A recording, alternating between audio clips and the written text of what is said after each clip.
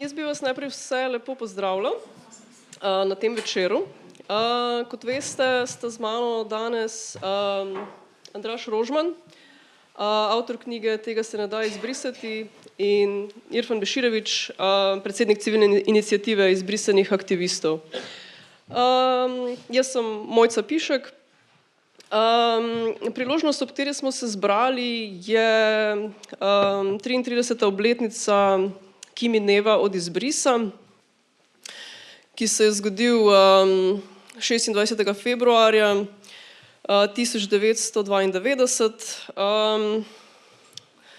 Kot vemo, je takrat Ministrstvo za notranje zadeve z administrativnim dekretom iz registra stalnih prebivalcev izbrisalo 25.671 prebivalcev Slovenije.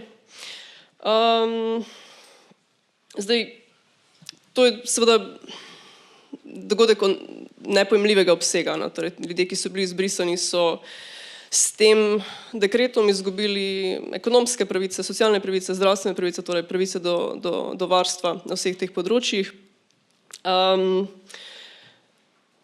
nek način je izbris, vsaj pravno, formalno gledano, dobil neke vrste epilog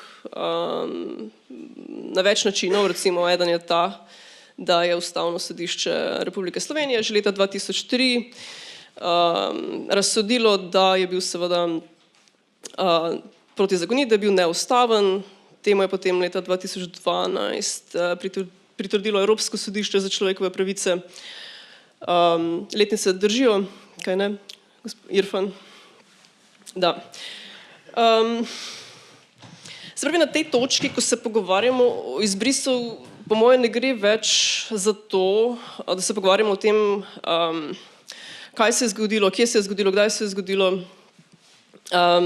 zakaj se je zgodilo. Tudi to se mi zdi, da kot družba dovolj dobro razumemo.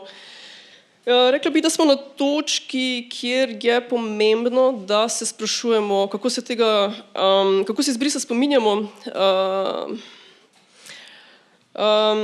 in kako o njem pripovedujemo, torej kaj nam pravzaprav pove. Jaz mislim, da se v ta boj za spomin, v ta boj za naracijo vpisuje tudi knjiga Andraža Rožmana Tega se ne da izbrisati. Izdala jo je založba Goga, in sicer pred slabega pol leta, torej lani. Knjiga je bila izrazito dobro sprejeta. Nekateri pravijo, da gre za knjigo leta, drugi pravijo, da gre za knjigo desetletja.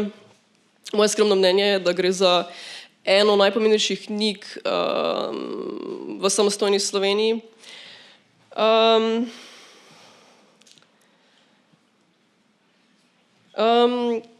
Mogoče sem prej, ko sem nekako uvedla to tematiko, pozabila omeniti, da seveda izbris ni vplival samo na izbrisane, ampak tudi na njihove družine, torej na njihove otroke, na njihove potomce, na družinske člane.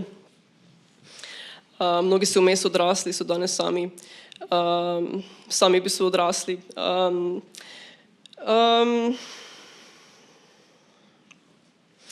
Lahko pa bi rekli tudi v bistvu, da smo na nek način vmes odrasli tudi mi, ki smo iz civilne družbe ta izbris spremljali. Mene vedno znova pravzaprav izbris, kadar razmišljamo o izbrisu, vedno znova razmišljamo o obdobju, v katerem smo o izbrisu izvedeli, o katerem smo se o izbrisu učili, in to je bilo nekako obdobje poznih 90-ih, zgodnjih 2000-ih. Tisto obdobje je izrazito zanimivo, sploh recimo 90-ta, zato ker je bila takrat slovenska družba izrazito mlada, in rekla bi, da je javnemu diskurzu, političnemu, medijskemu dominiral en poseben fenomen, ki bi mu lahko rekli fenomen slovenske politične afere. Tu je šlo za razne dogodke, ki so bili nekako simptomatični za mlado družbo, ki se je pravzaprav šele rodila, za dogodke, ki so povezani z neko divjo privatizacijo, s korupcijo. Se pa potem konec 90-ih, začetku 2000-ih, kot se recimo tega spomnim jaz, ki sem bila takrat najstnica, mislim, da sva z Andražem vrstnika, tako da ima najverjetneje podobne te prve vtise, prve spomine na samo tematiko. Torej, ja, kar naenkrat se tukaj pojavi tematika izbrisanih. In jaz intimno osebno se spominjam, da sem pravzaprav to tematiko že takrat dojemala kot izrazito drugačno od tipične medijsko-politične teme tistega časa, ki je politična afera. Torej, izbris je videti pravzaprav že oddaleč kot velika družbena tema. Na nek način so bile politične afere tistega časa neki simptomi mlade, razvijajoče se družbe, ki se šele išče, ki pravzaprav svojih problemov še ne pozna, ki pravzaprav šele ugotavlja, kaj ti problemi skozi čas utegnejo postati. Ja, izbris pa se je pravzaprav že takrat na začetku, bi rekla, kazal kot velika družbena tematika, ki nas zadeva vse. Na nek način izbris ni samo simptom časa, ni samo simptom okolja, je skorajda celovita diagnoza družbe nekega časa. Pa mislim, da je lahko izbris pripomoček za celovito diagnozo družbe tudi danes. Pa me zanima, Andraž, Irfan, ja, bi se z mano strinjala. Gre pri izbrisu za prvo veliko slovensko družbeno tematiko, če danes gledamo nazaj, če razmišljamo tudi konec koncev o tem trenutku. Ja, ponuja zgodbo o izbrisu nastavke za diagnozo slovenske družbe, njenih problemov. Misliš, ja, vsega, kar je narobe s to družbo. Predvsem mislim, da je treba izbris razumeti v kontekstu osamosvojitve, ker to se velikokrat pozablja, ko govorimo o osamosvojitvi, ko se otroci v šoli učijo o osamosvojitvi, bi se mogli učiti tudi o izbrisu, kar pa mislim, da se ne dogaja prav pogosto. Nekako to, kar si napeljala, zdi se, da se nekako v izbrisu vidi ta struktura, ki se je vedno znova ponavlja. Lahko rečemo struktura nacionalizma oziroma nekakega ustvarjanja drugega, sovražnega drugega, ki nekako moti to idilično življenje na sončni strani Alp. In nekako je po izbrisu so se podobni vzorci ponavljali in se še vedno ponavljajo na drugih skupinah zatiranih. Najbolj vidimo recimo glede migracij, beguncev v zadnjih letih. Jaz sem se recimo ukvarjal tudi z dezinstitucionalizacijo oziroma z duševnim zdravjem. Tam je tudi izključevanje, če se ne vklapljaš v te neke družbene norme, ki jih večina zariše, si že takoj. So podobni principi, tako da nekaj tazga bi jaz odgovoril, za kakšen globi odgovor bi mogel pa mogoče malo bolj razmisliti.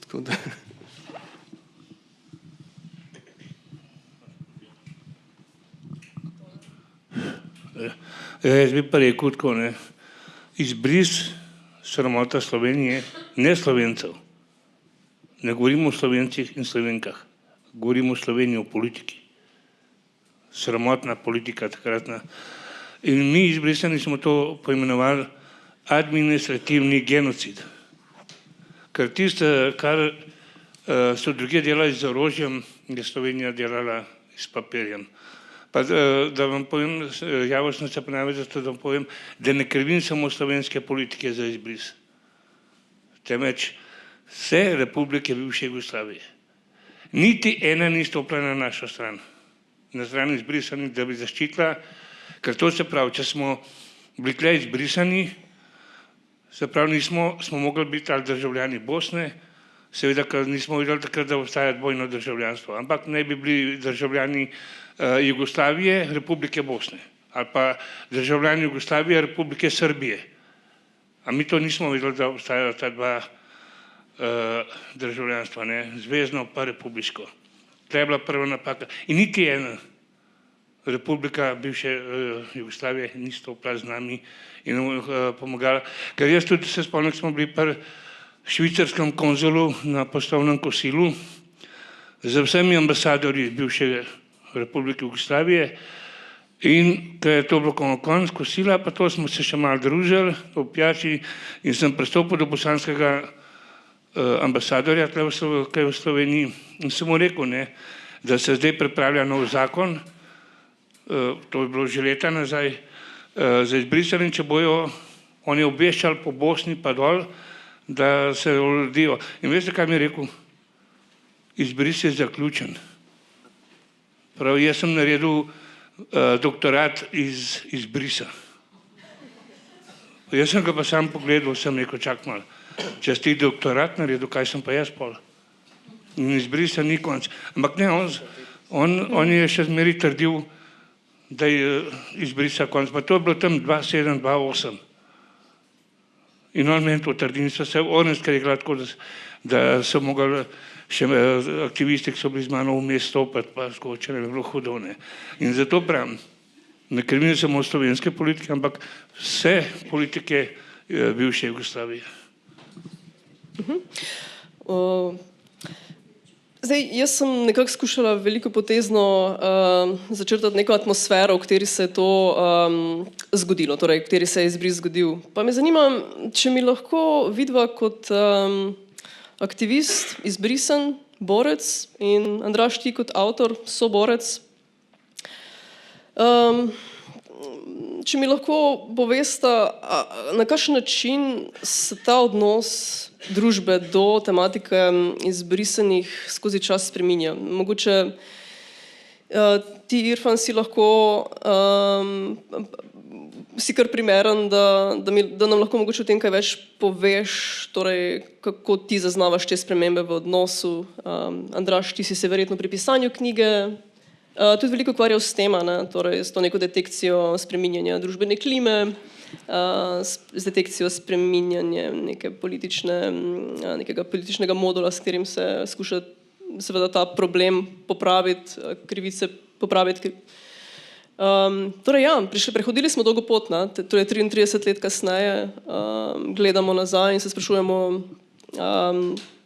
je mogoče v izbrisu vseeno tudi na slovenskem družbenem tkivu prepoznan kot nekaj, kar nas konstituira, kar je del nas, za kar smo vsi odgovorni, čeprav verjetno nihče od nas tukaj ni kriv, torej o krivdi in odgovornosti, ali se lahko mogoče še kasneje pogovarjamo. Mislim, jaz še začnem z začetkom boja izbrisanih. Izbrisani smo mogli delati akcije, se pravi proteste, da smo bili vidni, ker nismo bili na medijah. Naši mediji so bile ulice, ker drugače je bilo prepoved poročati o nas.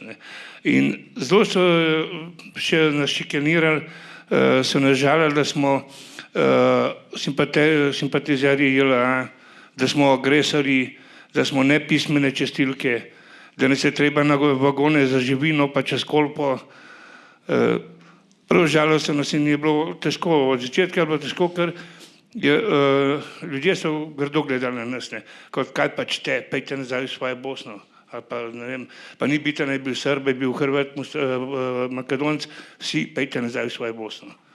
Ker takrat se tudi ni ločal, kdo je Srb, kdo je Hrvat, kdo je kaj, ker ni bilo potrebe ločevati. Ampak s tem, ker smo se mi borili, ker smo pač te proteste in sčasoma pridobivali na svojo stran slovenski narod. Zmeri, vsak protest nas je bilo zmeri več in več in dokazovali smo. Glejte, če bi država, zdaj govorimo o Ustavnem sodišču, pravilno reagiralo že leta 1994, ne bi bilo take problematike okrog izbrisa. Ker prva ustavna presoja je bila vložena leta 1994, ampak jo niso obravnavali. In pa seveda ljudje se bali, da to samo jaz, pa par ljudi, in meni vedeli, da je to na tisoče ljudi. In pa tiste šikaniranja in pljuvanja. Najhuje je bilo, ker smo se s pokojnim Todorićem sprehajala po cesti, pa so pljuvali na naju, kot da so protidržavna elementa, pa kaj, a ne, mi smo se borili za svoje pravice. Tako da, če pa zdaj pogledam, prejšnji naš boj, pa sedanje dogajanje, ker to ni prva knjiga, ki je šla v izbrisu, ne. Ampak je pa prva bolj obsežno, ki zgodbe daje not, ki ni 5 zgodb ali pa to, ampak je 40 ali pa še več zgodb noter in resnične. Resnične zgodbe, neizmišljene. Ker jaz sem 2 leta sem ga spremljal pri tej pisavi knjig in se je tudi obrnilo mišljenje slovenskega naroda, da ni več take sovražnosti do nas, pa tako, da počasi razume, ker ni čuden. 2-krat Ustavno sodišče Republike Slovenije, 2-krat sodišče za človekove pravice. Na vseh področjih zmagujemo s tožbami. In ljudje vidijo res, da se odkužijo, ampak ne, desni še zmeraj govorijo, da smo sami krivi. Ne, nismo, ker jaz bi bil kriv, če bi jaz dobil odločbo in ne bi šel rihtati si papirjev, ampak nisem dobil odločbe in se nisem imel kam pritožiti. Nič, in zato nismo krivi. Ker vi karkoli naredite, dokler se vam ne dokaže, pa še takrat, ko se vam dokaže, imate še pravico do pritožbe. Mi pa nobenih pravic nismo imeli. In zato nismo mogli urejati svoje, pa pravijo, imeli ste šanse. Ni res, da smo imeli šanse. Ni. Jaz prvi osebno lahko vsakemu človeku v oči pogledam pa rečem, laže, politika laže, da smo imeli šanse. Nismo imeli. Meni osebno Marko na upravni enoti Ljubljana je bil en Marko, debela očala, šipe take, brez desne roke. Mi ni hotel papirjev sprejeti. Pa iz bolnice sem prišel. Pa ni hotel sprejeti. Ampak ne, mi smo čepurji, agresorji, simpatizerji JLA in treba nas nagnati. Ja, to se vedno znova premalo poudarja, ali pa to je nekaj, kar se tudi jaz opazila, da mnogi še danes ne vejo. Ne. Torej, recimo, en pomemben del problema izbrisa je ta, da seveda ni stekel upravni postopek. Ne. Torej, vi ste pravzaprav bili izbrisani brez vsakršnega obvestila o tem, da ste bili izbrisani in ste to potem seveda naključno zvedeli, ko ste si prišli urejati dokumente. Ne. Ja, to je v bistvu ekvivalent tega, da bi recimo šli danes na letališče zvečer, nekam odleteli in vmes zvedeli, da vas je nekdo izbrisal iz registra prebivalcev, se pravi, vaš potni list je popolnoma neveljaven. Ne. Mislim, zveni ja, kot zgodba iz drugega vesolja, ampak to se je v resnici z njim zgodilo. Zdaj to je, ja, seveda. Sem pozabil, da tisti, ki ste iz Ljubljane doma, mogoče se spomnite pred letom 90, da so po Ljubljani bili taki rdečkasti plakati, kmalu nas bo 80,000 več. Se spomnite teh plakatov? Po celi Ljubljani so bili. In to je po mojem pomenil te južnjake, ker takrat seveda v Sloveniji je bilo ogromno južnjakov, ki so delali tle in živeli. Ne. In po mojem je pol bilo to, da 80,000 bojo podelili, ostale bojo pa likvidirali, ne, mislim, likvidirali, postali nazaj čez mejo. Andraž, kako pa ti, midva sovrstnika, torej nekako istočasno smo verjetno, približno isto sva bila stara, ko sva zvedela za izbris, vmes sva počela druge stvari, vmes si ti napisal knjigo. Kako ti vidiš te spremembe družbene klime, kaj si ti ugotovil v svoji raziskavi za knjigo? Ja, če se vrnemo nazaj v čas odcepitve, konec 80-ih, začetek 90-ih, takrat je bila neka vsesplošna kolektivna paranoja, ne, usmerjena pač v ljudi iz drugih republik, ki so tukaj živeli. Ljudje so mi povedali, ne, da so slišali ogromno enih zmerljivk, da je bilo ogromno enega strahu v zraku in tudi veliko ljudi so šli sami, mogoče že preden je izbris se zgodil ali pa ravno v tistem času. In ta neka klima, kakršna je bila, je, mislim, da se odražala tako, da so ljudje bili, izbrisani ljudje bili še bolj izolirani, še težje so komu povedali, zato ker se jim je zgodilo. Na začetku niso niti razumeli, kaj se jim je zgodilo in vsak je mislil, da je sam, ne, vsak je mislil, kaj sem pa narobe naredil, ne vem, ali pa ne vem, je imel nekdo nek prekršek, ne vem, iz 80-ih let, ne vem, evo, zdaj se spomnim ene zgodbe, nekdo, ki je rad tako kaj spil, ne, pa je tam v 80-ih ukradel par flaš alkohola in je bil takrat dobil kazen, ne vem kakšno celo zaporno in je bil potem to razlog, da ni dobil državljanstva, ne, tako da v bistvu, ker nisi smel imeti te kartoteke, ne, tako da ljudje se niso upali govoriti o tem niti družinskim članom včasih in to je najslabše, če si ti sam in nimaš se na kogarkoli, na kjerokoli skupino upret, to pomeni, da se ne moreš politično boriti, ne. In zdaj, če grem naprej, ne, recimo tam na začetku novega tisočletja, takrat je ali pa konc, da vem zdaj točno ne po letnicah, ampak je počasi začel že v medijih pojavljati in Aco Todorović je takrat začel z svojimi akcijami. Aca, po mojem se vsi spomnite, bil je zelo taka kontroverzna osebnost in je potegnil za sabo ta boj, ne, je začel gladovno stavkati, je rekel, jaz imam pravic kot ameba, zato bom stavkal pred živalskim vrtom.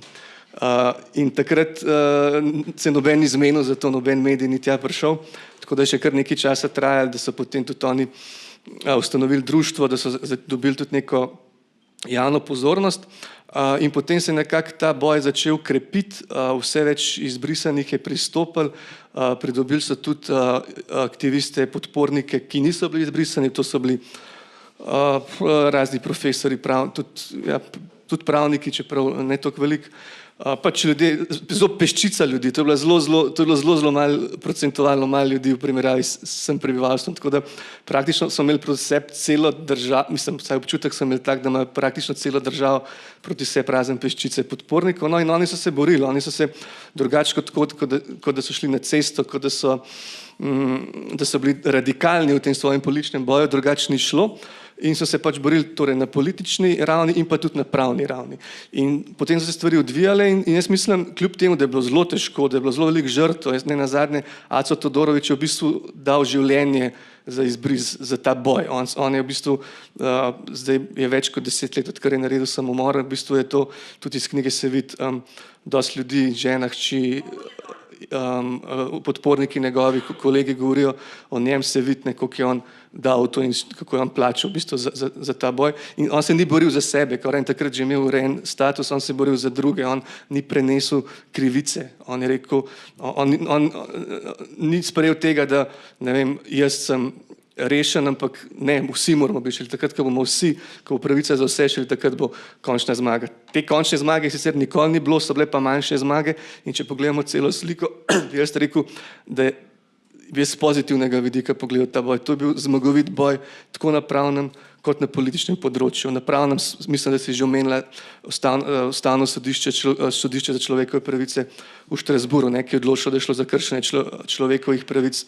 Tako da danes ne more biti nobenega dvoma v formalnem smislu, da je šlo za kršenje človekovih pravic, da je šlo za birokratsko etnično čiščenje, da je šlo za grozno krivico in tle se sploh nimamo kaj pogovarjati, to je jasno, ne. Po drugi strani pa ta političen boj, izbrisani so dobili vse več podpore in nekako so, se mi zdi, zdaj v zadnjih letih ali pa ne vem, desetletju, kakorkoli, se je klima do te mere spremenila, no, da ni več tega, da bi dobivali pljunke na cesti, kot jih je Aco, da bi v gostilni koga napadali fizično in tako naprej, ampak nekako se mi zdi, da se ta prostor, ko je možno govoriti o tem, vse bolj odpira. In mogoče je tudi to eden od razlogov, zakaj so zdaj v tem času 3 knjige išle na to temo. Tako da bi rekel, da se je treba učiti iz tega boja, tudi danes imamo cel kup drugih bojev, cel kup enih nepravic in da se je treba učiti iz njihovega boja, ki pa je temeljil na tem, da so zatirani, torej izbrisani, bili v prvih vrstah, torej tako kot rečemo v socialnem delu, nič o uporabniku brez uporabnika, tako bi jaz rekel, nič o zatiranem brez zatiranega, torej treba dati možnost ljudem, da seveda jim daš podporo, kot je rekel Andrej Kurnik, mi smo bili njihov zvočnik, seveda.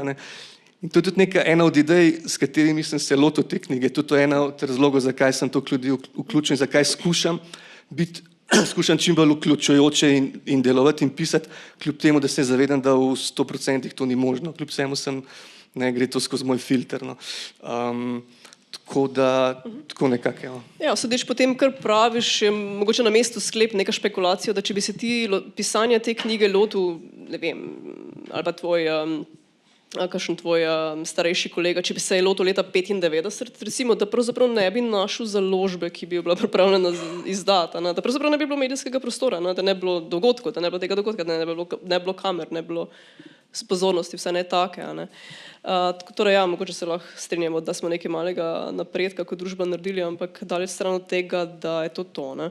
Pa me zanima, koliko si knjigopisov zmislijo na najmlajše generacije? To pa zato, ker jaz bi rekla, da takoj, ko v bistvu sodna veja oblasti reče svoje v neki tematiki, kar se je zgodilo 2003 in potem 2012, torej nekako v 2 etapah, da se potem družbeni problem pospravi na neko polico, potem recimo tema nikoli ni proniknila v kurikulum, torej ni mogoče ničesar razvedeti o njej iz šolskih učbenikov. V medijih je pa ni zanimiva medijska tema. V resnici lahko sama, kot nekdo, ki dela v medijih, rečem, da pravzaprav ni nujno enostavno najti pozornosti ali pa medijskega prostora za objavo besedila o knjigi, kot je tvoja. Ravno zato, ker tema ni več vroča, ker v bistvu nikogar zares, kot kaže, uredniki menijo, da ljudi ne zanima to, kot jih je mogoče nekoč. Ja, in tukaj se seveda sam od sebe ponuja sklep, da kako bo mlajši sploh izvejo o tej tematiki, od kje se informirajo, kje po naključju na Facebooku, kaj preberejo in so prepuščeni nekim lastnim interpretacijam. Torej, ja, si se s tem ukvarjal, da mlajše generacije niso imele iste življenjske zgodbe, kar pomeni, da niso na enak način izvedle o izbrisanih, da tematike ne poznajo, ali te je vseeno zanimala, kako bi rekla, mogoče bolj celostna pisateljska naloga, kjer ti skušaš seveda pisati tudi za tiste, ki še ne vejo, ampak hkrati tudi za vse nas, ki vemo, ampak ne vemo dovolj, ki smo se seveda iz te knjige ogromno naučili. Mogoče najprej samo še ena misel, ki sem jo pri prejšnjem vprašanju pozabil. Ta boj, pomembnost tega boja deluje tudi navznoter, to pomeni za krepitev ali pa opolnomočenje ljudi, ki se borijo. Tle zelo dober primer je žal pokojna Mirjana Ovčakar, ki je govorila o tem, kako je imela prej življenje pred televizijo, potem so jo pa izbrisali, so ji sicer uničili življenje, ampak na nek način so se ji pa ene stvari tudi polepšale, zato ker je spoznala nove ljudi, se začela boriti in je našla nek smisel. Tako da politični boj in grajenje skupnosti ne rezultira samo v tem, da mi spremenimo svet, ampak tudi spremenimo sebe in svoje skupnosti in nekako je lep živeti tako, kot pa, če smo individualizirani vsak v svojem stanovanju in nas ne zanima niti, ne vem, kako ime našemu sosedu. Glede vprašanja pa, ker si omenila mlade, prva asociacija so mi bili mladi oziroma otroci iz knjige, čeprav ni bilo to vprašanje, ki so tudi vključeni. Knjiga se začne ravno s pripovedi mladih in tam se res vidi ta transgeneracijska travma in tudi kako v bistvu na drugačen način pripovedujejo in bi rekel, da zelo odprto pripovedujejo brez nekih olepševanj. Glede vprašanja pa mislim, jaz ponavadi, da bi zdaj zelo mozgal, za koga pišem, to ne, pa če pišem za splošno javnost, najprej mora pritegniti mene, da me zadeve zanimajo in potem jaz ocenim, a ima to smisel, a imam jaz sploh pravico pisati o tem, to, kar sem že velikokrat rekel, jaz kot vedno svojo razredno pozicijo prej sprašujem kot beli moški, zdaj skoraj že srednjih let, nisem iz delovskega razreda, čeprav kot delavec v kulturi je diskutabilno o tem govoriti, tako da pač veš, o čem govorim, tako da jaz moram vedno o tej relaciji razmišljati in nekako vzpostaviti dialog z ljudmi, ki so pač v taki situaciji bili, kot so izbrisani, s tem, da vedno dam disclaimer, dialog, neoliberalci so nam ukradali cel kup enih besed, tudi dialog so nam ga ukradali, ga zbanalizirali in jaz ne razumem te besede tako, kot se v splošni javnosti po medijih velikokrat uporablja, jaz razumem to kot nekaj dobrega, kot pogovor, kot poslušanje eden drugega. Zdaj pa spet na vprašanje, mladi.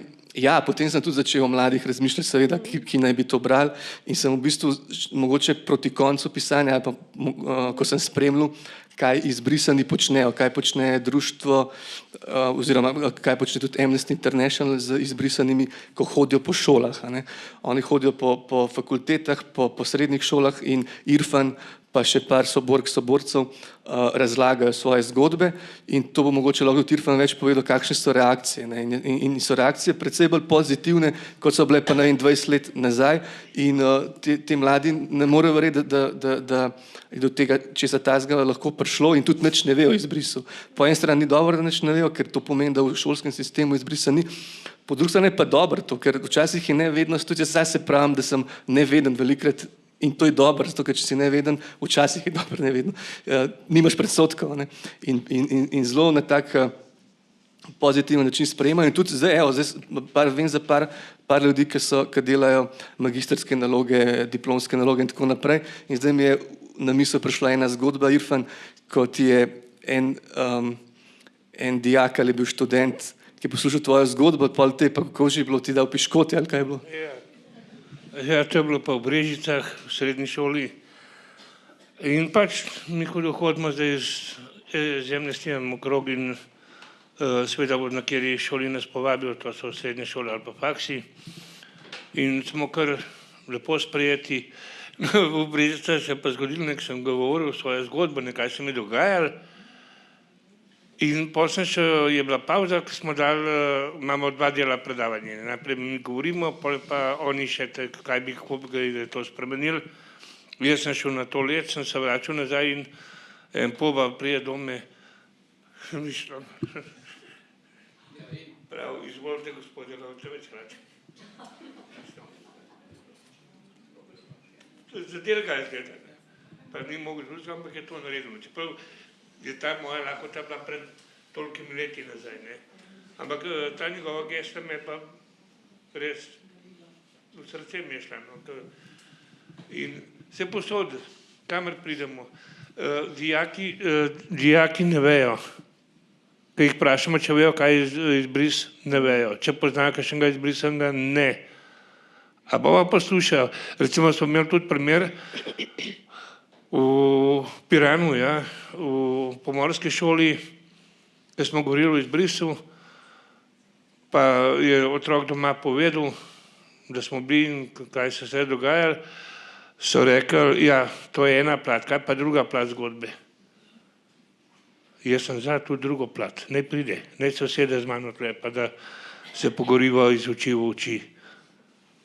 Takoj sprejmem, ker jaz sem za to, da obe plati povejo, ampak ne na tak način, kakor zdaj druga plat govori. Iz oči v oči. Jaz sem bil, dostakrat sem hotel, ko sem me spraševali, če bi šel na soočenje ali pa kaj.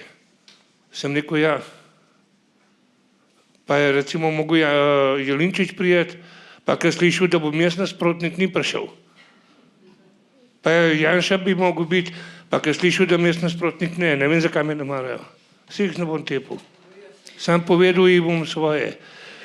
Sploh pa Janši, kako se ta nasram spremenil, vi starejši poznate mladinske delovne akcije. No, jaz pa Janša so bila skupaj v mladinski delovni akciji. On je bil komandant akcije, jaz sem bil pa komandant brigade. Pol veste, ne? Da so skozi sodelovala, skupaj so se objemala, pa upila Tito partijo mladina akcija. Zdaj je on drugo. Jaz sem pa obtožen, da sem Srb, bivši oficer JLA. Pazite, Irfan Beširević, Srb, bivši oficer JLA. Mislim, tako meni pišejo, mislim, to govorijo te tam na desni strani, pa seveda novinarji pa slišijo to, pa povzamejo ven in nima kaj. Ne zameram toliko novinarjem, ker ne preverjajo tega, ampak pač Janši, ki ve, kdo sem pa kaj sem pa, tako govori. Ja, mislim, da je zelo pomenljivo, kadar aktivist in izbrisan, kot je Irfan, pravzaprav nikoli ni imel te priložnosti, da se pogovarja z temi, ki so ga izbrisali, da bi se do tega ni nikoli prišlo, čeprav, mislim, gotovo lahko razumemo, zakaj ne. Ker seveda vejo, kaj je bilo narejeno in da to ni bilo narejeno, da kar je bilo narejeno, ni bilo prav in da pravzaprav se ne morejo zares pogovarjati, Tako da ja, ta druga stran je zmeri nema, ali pa skrajno agresivno in skrajno nasilno. Zdaj pravim, jaz sem pripravljen na stadionu Stožica, ki je Janša govoriti. Ja. Pa da vidva. V redu. Jaz sem še malo pobrskala po tvoji pisateljski intimi, Andraž. Vseeno me zanima, kje je bil tisti trenutek, kjer si ti prepoznal izbrisane kot tematiko, kjer ni približno vse povedano, kjer se v bistvu zgodba na nek način ostaja nenapisana. Ne? Vsi vemo, da to, kar avtor izbere kot svojo tematiko, to je na nek način samo po sebi povedano. Tudi tisto, o čemer ne piše, na nek način sporoča v svet, komunicira s svetom. Tako da ja, nam lahko mogoče malo pišeš svojo osebno genezo, kaj se ti je zgodilo, koga si srečal, koga si spoznal, kako si takrat razmišljal. Kaj te je pritegnilo, kje si prepoznal, da je to zgodba, ki v bistvu je ne poznamo, čeprav mislimo, da o njej vemo vse. Srečo sem Irfan. Ampak, pa ne sem Irfan. Blago se tebi. Mislim, v tem sem tudi jaz na začetku malo dvomil, ali ne vemo že v izbrisu vse, ampak sem hitro videl, da je to kar neumno, če se tako izrazim, no pač v izbrisu niti približen, ne vemo vse in to se je pa kar odpira, to je bilo tako huge, ne. In danes pa lahko rečem, da smo šele na začetku raziskovanja, ker glede na to, za koliko veliko zgodbo gre, za koliko veliko krivico gre, je bilo malo stvari napisanih, ne, zelo malo, sploh v leposlovju, v literaturi, no. Tako da zdaj, jaz tudi ene stvari delam dosti spontano, kar potegnem, ne. Saj tisti del, ko premislim, sem že prej razložil, ne, v svoji poziciji in tako naprej. In nekako jaz se gibljem po teh krogih po Ljubljani, kjer srečujem ljudi, aktiviste. V Rogu sem bil, v avtonomni tovarni Rog sem preživel dosti časa, takrat sem bil vključen v migrantsko skupnost, no, takrat sem pa tudi prvo knjigo iz te tematike napisal, tam je bil tudi Irfan, tam je bila tudi Mirjana Učakar, ampak potem, ne vem, sem nekako spontano se z Irfanom začel pogovarjati, še z drugimi ljudmi, mislim, da sem bil tudi na kakšnem sestanku društva oziroma podpornikov in poleg kar nekako samo od sebe sem začel pač delati intervjuje, tudi napisal krajšo zgodbo o Irfanovo pa Mirjanino zgodbo, mislim v istem prispevku za eno drugo knjigo, za knjigo Tu sem, pri Cankarjevi založbi bila par let nazaj izdana, tako da nekako sem pol kar začel delati in zelo počasi, jaz delam počasi, se najprej vključujem v določeno skupnost, opazujem, da je to opazovanje z udeležbo in pol v bistvu tudi podprem to, ne.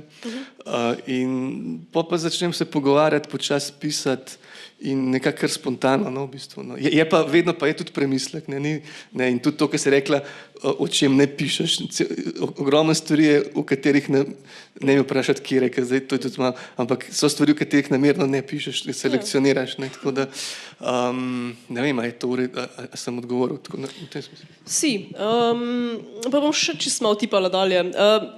Mislim, da smo vsi, ki smo novinarji, ki delamo tudi na področju produkcije drugih avtorskih vsebin, že kdaj slišali očitek, da seveda novinarstvo in konec koncev pisateljevanje ne more iti z roko v roki z aktivizmom, ali pa z nekim socialnim bojem, socialnim delom, kot si se tudi nekje izrazil pred kratkim. Je to res? Kako razmišljaš sam? Kaj je tebi dal ta vključitev v boj?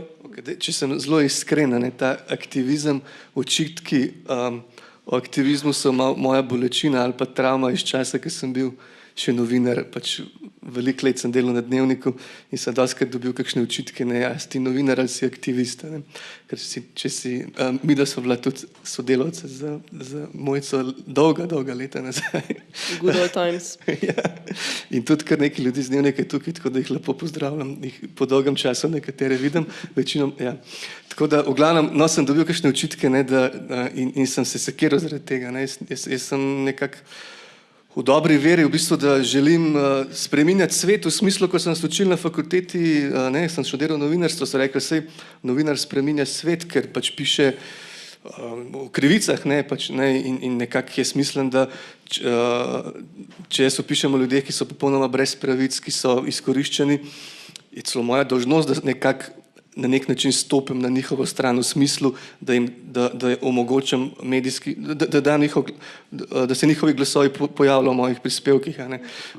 Ker če imaš tle predsednika vlade, pa tle brezdomca, pa če bom jaz o brezdomcu pisal, še vedno ne boste na isti ravni, ampak če sem mogoče malo zašel, v glavnem, lahko rečem, da pač jaz nikoli nisem bil aktivist za neko ozko politično skupino, stranko, za neke, ne vem, partikularne ali pa osebne interese, ampak v smislu neki dobri veri, da želim, da bi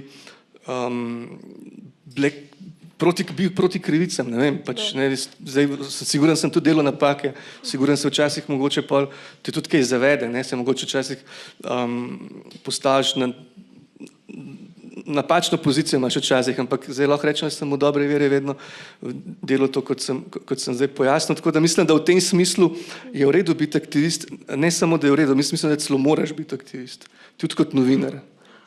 Seveda, novinarska forma je, tam si bolj, imaš nek okvir, prek katerega težko greš, ne smeš šeti včasih, ampak v zadnji, v glavi, v svojem razmišljanju pa mislim, da moraš stremeti. Zame aktivizem, da stremiš k pravičnosti, da če tako to mogoče v enem stavku. Super, hvala, Andraž. Torej ja, gremo nazaj, k izbrisu velja, da je problem odpravljen, da so krivice popravljene. Hkrati pa iz tvoje knjige izvemo, da še zdaleč nimajo vsi izbrisani urejenega svojega statusa v Sloveniji, torej statusa stalnega prebivališča. Pa me zanima in Irfan in Andraž, nam lahko poveste kaj več o tem, zakaj tako veliko izbrisanih še zmeraj nima urejenega statusa, 33 let kasneje. Prej je problem za te izbrisane, ki se niso do zdaj uredili, ker 2003 je obstajal zakon, po katerem se lahko pridobil državljanstvo. Ampak tukaj se moram še sebe popraviti, jaz sem takrat državljanstvo vzel, ampak ne gre se za državljanstvo. Tukaj ni vprašaj državljanstva, temveč stalnega bivanja. Ker mi smo imeli že urejena stalna bivanja tle. Ker vi, če greste v Nemčijo živeti, ne rabite državljanstva, stalno bivanje pa dio. Tako da se ne gre o državljanstvo, ampak status stalnega prebivalca Republike Slovenije, kar ima vse pravice razen parlamentarnih volitev. Ostale pa vse. Ta zakon je trajal samo 3 mesece. 6 mesecev. Zelo kratko je trajal, tako da ljudje niso videli, pa tudi obveščanje iz strani ministrstva je bilo nikakvo. Tako da ni to prišlo do ljudi, da pač ta zakon obstaja in da se lahko uredijo. Potem seveda težko je bilo prijeti iz Bosne ali pa iz Srbije čez Hrvaško do Slovenije, ker si rabil vizo. Ker je bilo konec tega prijateljskega sprehajanja gor pa dol. Če smo videli, tako prišel, če ne to, in zato ljudje niso vedeli, niso prihajali. In glih zato mi zdaj zahtevamo, da bi vlada Republike Slovenije sprejela zakon o izbrisanih za statuse, da se lahko uredijo. Tudi ta vlada je bolj gluha, tako da ne vemo, kaj bo. Je pa več kot polovica izbrisanih si pa uredila. Ampak poznamo ljudi. V Sloveniji imamo 30 let živeče ljudi, ki še nimajo urejenega statusa. Pa v Sloveniji živijo. Ampak vse za teh zakonov pa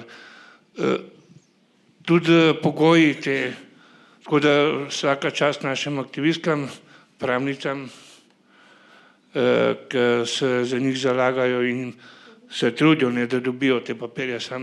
A veste, birokracija je, ali pa tak človek je velika razlika. Jaz bi samo to še dodal, da vlada v bistvu, Ministrstvo za notranje zadeve nasprotuje temu, noče, saj zaenkrat niso hoteli sprejeti tega zakona, tako da tudi ta vlada nadaljuje izbris. Izbris ni enkratno dejanje, ampak izbris je proces, ki še vedno traja. Traja tako na pravnem, formalnem področju, to je dokaz, kar sva zdaj z Irfanom povedala, kot tudi na drugih področjih, na psihološkem, socialnem in tako naprej, kar je pa vidno v knjigi. Glede tega zakona, ne, približno polovica ljudi se nikoli ni mogla vrniti v Slovenijo, nekateri so bili deportirani, nekateri so šli sami, ker pač niso mogli, je bilo nemogoče živeti brez papirjev v Sloveniji in velika večina od njih, mislim, da tako, ne vem številka, ampak ene par se jim je samo uspel vrniti, se jim je uspel dobiti te papirje. Zakaj? Ta zakon je bil nemogoč, zdaj pravno ne znam čist natančno, ampak mogli so dokazovati, da so se v drugih 5 letih izbrisa poskušali vrniti v državo. Torej, ne vem, če si v 92 izbrisan od 97 do 2002 in kako boš to dokazal? Mislim, se boš vsak mesec usedel na vlak pa probil priti v Slovenijo in ti bojo rekli, ne, mislim, neumnost. Ne. Tako da pač ta zakon je bil nemogoč in s tem zakonom, ki bi ga zdaj morala vlada sprejeti, naj bi to popravili, kolikor res vem. Ja, se vam vsebina tega zakona, ki je nekako na mizi, zdi dobra? Kaj pravite o njem, torej o tem predlogu predsednice države, vladi? Mi, jaz osebno, se strinjam, da bi šel ta zakon naprej. Ne? Ja. Ampak gledajte, sej zmeraj obstaja dialog. Vlada bi lahko to vzela pa šla v dialog z nami. Ampak ne. Mi se držimo tega, pol se pa držite, pa imejte nas še zmeri, pa bomo še naprej sramotili Slovenijo. To je meni, da enkrat se konča to. Rečemo Bobu Bob, da se, gospod je izbrisan in dame je izbrisane, evo, zdaj imate urejen, zdaj pa je konc. Ampak ne, iz takim politiki ne bomo kamor prišli. Torej za tiste, ki o tem zakonu niste ničesar brali, tudi sama nisem nujno zelo dobro podkovana glede podrobnosti tega zakona, ampak neke njegove ključne karakteristike so te, da bi pravzaprav lahko izbrisani kadarkoli prišli v Slovenijo in si kadarkoli, brez posebnega dokazovanja, kakršnihkoli namer, pa tudi konec koncev dokazovanja izbrisa, lahko uredili kadarkoli svoj status. Torej po nekem, to bi bilo torej prednastavljeno, da pridejo, uredijo, da ne rabijo ničesar pojasnjevati, ničesar zares dokazovati. Vse to bi bilo edino prav, da jih pustijo, da pridejo, da si izrihtajo papirje, tisti, ki želijo. Ker jaz vem, recimo, da 12.000 ljudi še nima urejenega statusa. Ne? Ja. Jaz verjamem, da jih ne bi prišlo mogoče 300 ljudi, če bi prišlo. Če bi, zakaj? So šli iz Nemčije, Francije, ne vem kam.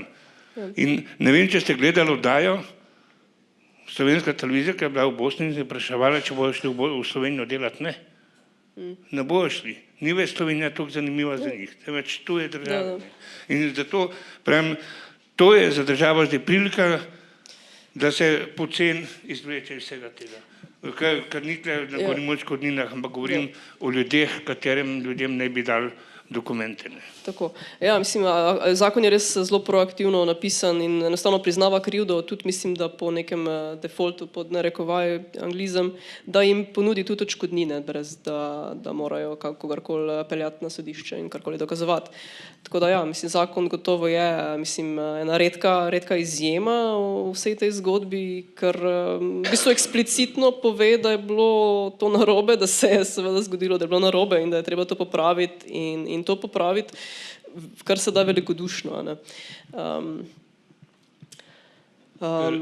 Recimo, če lahko se tle skočim, jaz bi tle tudi malo prednosti dal ljudem, ki so deportirani iz Slovenije. Se pravi, ti si mene deportiral po krivici, ker nisem nič naredil, si me deportiral iz Slovenije ven, se nisem mogel vrniti. In kaj si naredil? Kaj policija je takrat delala? Mnogi od vas to ne veste. Ob 1 zjutraj, ob 2 zjutraj, na dom so vam prišli, pa kar ste imeli na sebe oblečeno, ste imeli, veste, so vas dali v marico na hrvaško mejo. In adijo. A te vam je pa ostala družina. Ampak to jih ničev. In ker smo mi pol zahtevali, da dobimo dokumentacijo, koliko ljudi je policija deportirala iz Slovenije, ta dokumentacija ne obstaja več, ker je leta 2002 policija vso to dokumentacijo uničila. Zakaj je uničila? Ker iz leta 2002 se mi zdi, je prišel, da se izbrisanih ne sme preganjati, se pravi deportirati. Ne? In oni so pa pol to vse uničili, da se ne ve, koliko ljudi so deportirali. Ja, mislim, če koga to spominja na to, kar se zdaj dogaja v ZDA, kjer nedokumentirane priseljence deportirajo nazaj na meje, ne, je vredno imeti v mislih, da smo mi to pravzaprav že počeli v Sloveniji, ne, pred 30 leti, identično.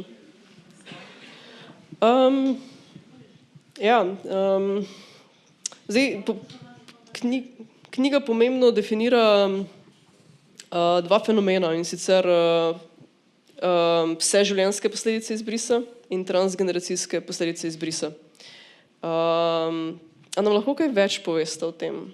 Kaj so pravzaprav, kako se kažejo vseživljenjske posledice izbrisa, oziroma kako je videti recimo življenje nekoga, ki je doživel izbris danes, kako je drugačno? Si hotel še nekaj dodati pri prejšnji temi?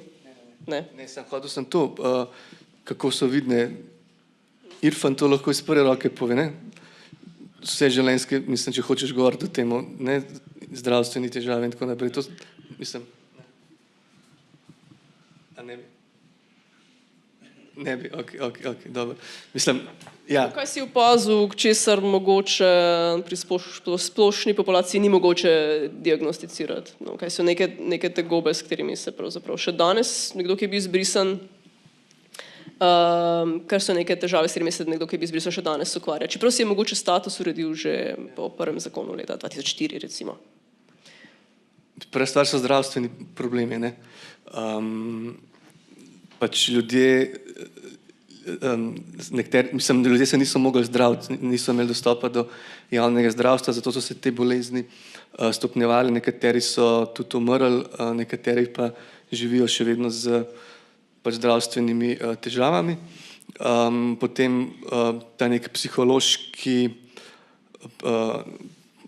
duševne stiske so iz tega absolutno izhajajo, ne vem, prihajale tudi do trenj v družinah potem, ne, to je bila stvar, o kateri je bilo težko govoriti, ne, in to se vleče pa naprej, tudi v druge generacije, ne, to je vidno tudi iz zgodb otrok, izbrisanih otrok in otrok, ki niso bili izbrisani, ampak ne, so bili otroci od izbrisanih, in so te posledice manj oprijemljive v smislu, ne, manj so vidne s prostim očesom, ampak ko poslušaš ljudi, pa vidiš, koliko enih stvari so tudi zamudali v življenju, koliko enih težav so imeli kot recimo moji vrstniki, ki jih jaz nisem imel, ne, od tega recimo stigma v šoli, pa pol naprej, kaj je to pol pomenilo za nadaljen razvoj v življenju, ne. Pol kako se še kažejo, mislim, ogromno ljudi je še vedno revnih zaradi tega, ne, niso mogli delati ne vem koliko let, in ne vem, pač težko živijo, ne, so pač socialno pomočjo ali pa nimajo penzije, ker niso imeli pravice do dela, niso imeli let za penzijo. In iz tega se pa pri vsaki zgodbi posebej vidijo različne te neke specifične posledice za vsakega posameznika, kako človek to doživlja in kako se pač na različne načine pol to.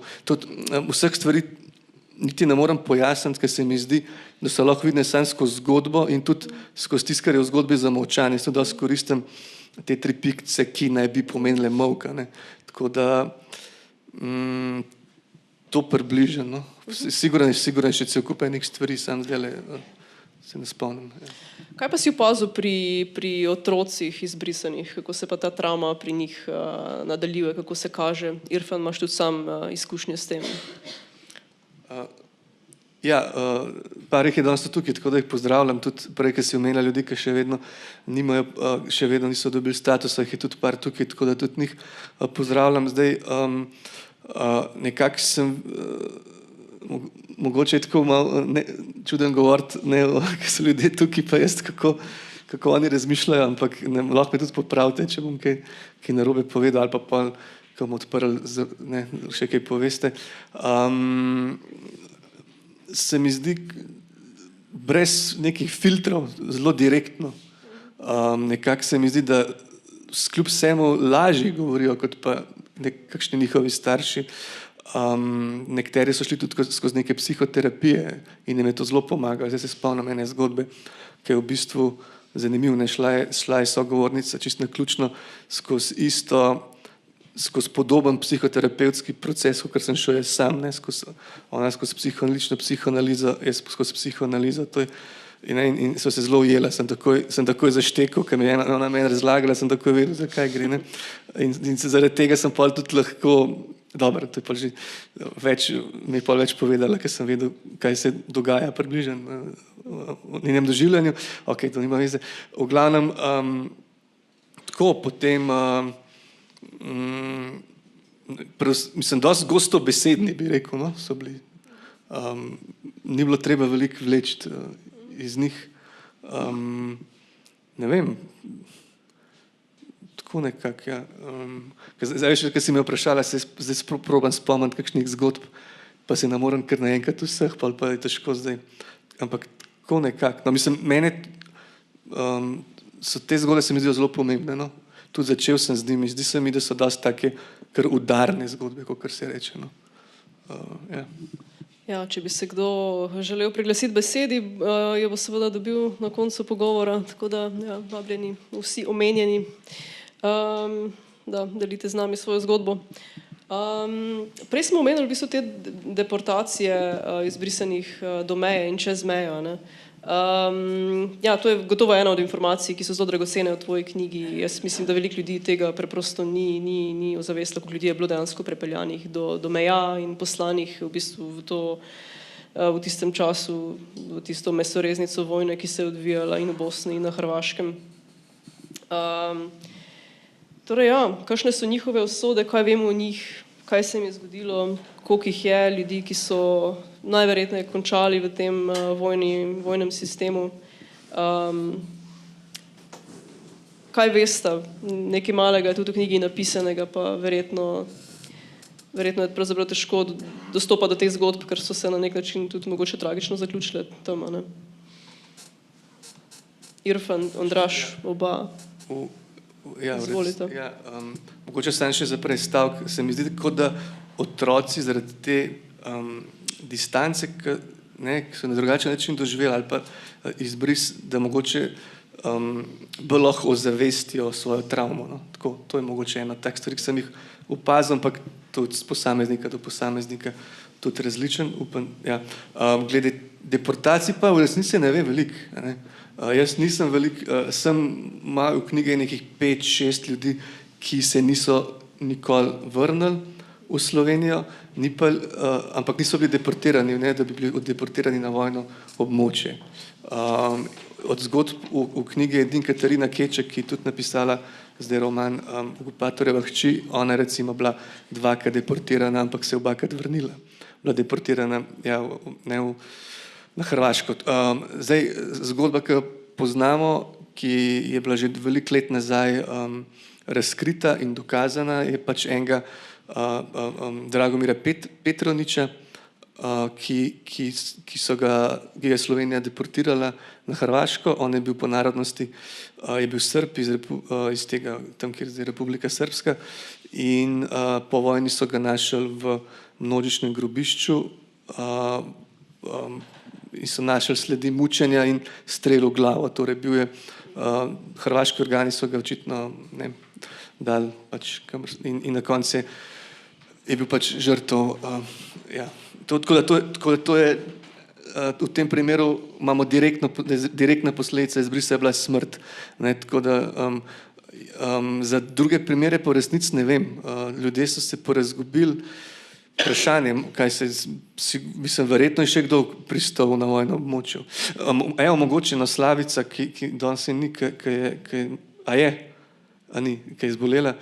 Ja, ona je bila recimo tudi, ne, sicer ni bila deportirana, ampak je bila v Bosni, se ni mogla vrniti, je bila v Bosni med vojno in je imela v Bosni status begunke, torej iz Slovenije, ja, torej, ne, razseljena je bila kao iz Slovenije v Bosni, ne, in teh zgodb sem več slišal, ko so imeli ljudje iz Slovenije status begunca ali v Bosni ali pa v Srbiji, no, tako da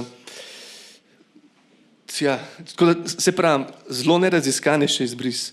tudi ta del, v katerem sprašuješ, ga je tu zelo težko raziskati. Tako da zdaj, če bi jaz to hotel, bi se mogel še ne par let verjetno vzeti za to. In najbolj ljudje, ki jih pač ni v Sloveniji, ta del je najbolj, vsaj meni se zdi, no, da in je potencial za raziskovati. Koliko je teh ljudi, ki jih ni v Sloveniji? Ja, približno polovica, ni zdaj znana točna številka, ampak tam nekaj, ne Irfan, približno polovica, nekaj tazga. Ljudje, ki jih ni v Sloveniji, ki se niso nikoli vrnili, se niso mogli vrniti. Približno pol, ne? Ja. To jih je ogromno, to. Pa še, eni so bili šele otroci, ki so šli, ne? In te se ne morejo vrniti, kaj šele odrasli, tako da ni nekaj. Se pravim, ta knjiga, ne, se dosti pove, veliko pove, ampak še marsikaj je skritega, ki bi mogel se en spraviti res, da raziskuje od začetka do konca izbrisne. Ampak to bi trajalo, ne. In tam bi se šele prave grozote izbrisa vedle. Ja, knjiga ni reprezentativna v kakšnem smislu, ne. To je približno 40 zgodb pod 25.671, torej to ti da nek v literarnem smislu, ne, pa v novinarsko-literarnem tem ti da nek občutek, kaj se je zgodilo za neke, bili so pa napisani doktorati tudi o tem, ne, in na pravnem, in na antropologiji in tako naprej.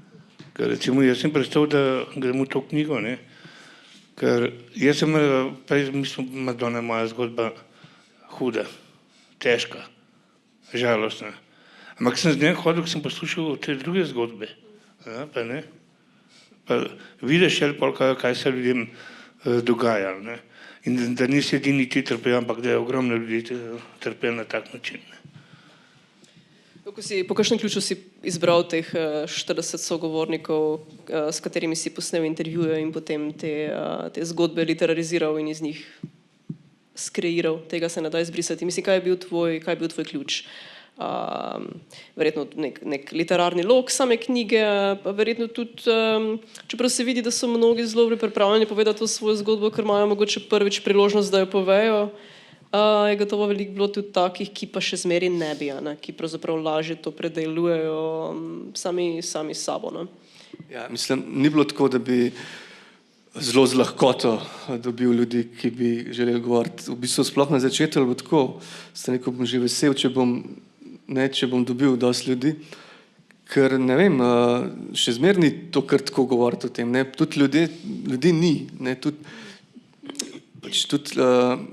društvi, ki delujeta, imate vse manj ljudi, ljudje so stari, veliko jih je umrlo, nekateri so bolni, tako da ljudi v resnici vse manj, iz te scene, ki so se borili, tako da ni bilo zdaj, da bi mi ležali na pladnju, tako da sem v bistvu do tistih ljudi, ki sem prišel, sem praktično, ne vem, če z vsemi, ampak z večino njih naredil intervjuje in sem v bistvu pol sprot se mi je risal ta struktura celotne knjige, se mi sprot risala. Seveda sem v isti sapi vedel, ne, da obstajajo otroci izbrisanih, da so aktivisti, izbrisani aktivisti, da so ljudje, ki še vedno nimajo papirjev, da so ljudje, ki še nikoli ki se niso mogli vrniti, da so tudi neizbrisani aktivisti, torej podporniki izbrisanih.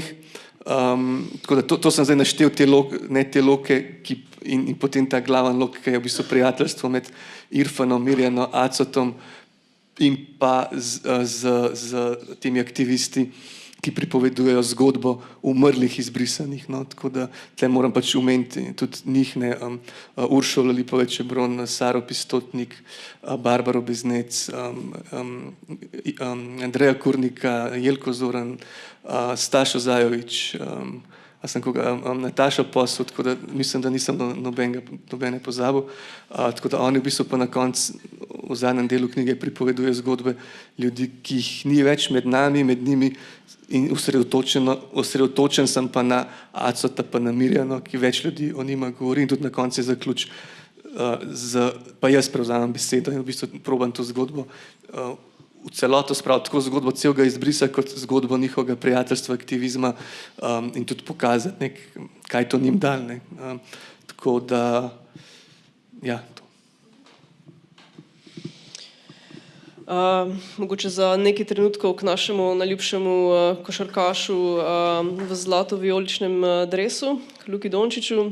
Torej, ja, jaz sem pred kratkim, s pomočjo tvoje knjige, Pogovorov s tabo, seveda izvedela, da je on otrok izbrisanega, torej Saša Dončić, njegov oče je bil tudi izbrisan. Ne? In on si je takrat status lahko uredil s pomočjo preko Košarkaške zveze. Torej bil je zaželen kot igralec slovenske izbrane vrste. Če se ne motim, Irfan, ima podobno zgodbo tvoj brat. On je bil prav tako izbrisan kot ti, je pa kot nogometaš prav tako hitro pridobil status preko nogometne zveze, pa me zanima. Ja, res je, moj brat je bil znan fuzbaler, kot mladinec je začel na Slovanu v Ljubljani, potem se je prodal v Borac, šel v Borac z Banja Luko, iz Borca iz Banja Luke je šel na Rijeko, iz Rijeke je šel pa na Ciper in medtem se je Slovenija odcepila.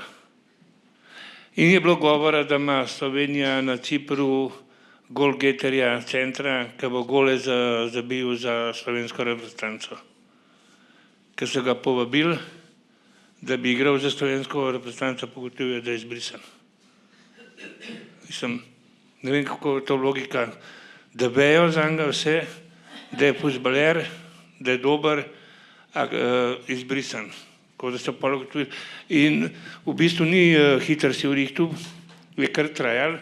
Takrat je bil še Rudi Zavrl, predsednik Nogometne zveze Slovenije, sem v njem sodeloval, pa ni šlo tako zlahka, kakor pred drugih. Drugi so zelo hitro dobili, on je pa 4 leta skoraj pol rabu, da je dobil to. Ampak se je že nazaj vrnil, še 4 leta je rabu, da je uredil papirje. Tvoj brat, si pozabil njegovo ime povedati, je bil Suat Beširović. Mislim, da ga veliko ljudi pozna. Zvani Suljo. Suljo, legenda ljubljanskega nogometa. Prav.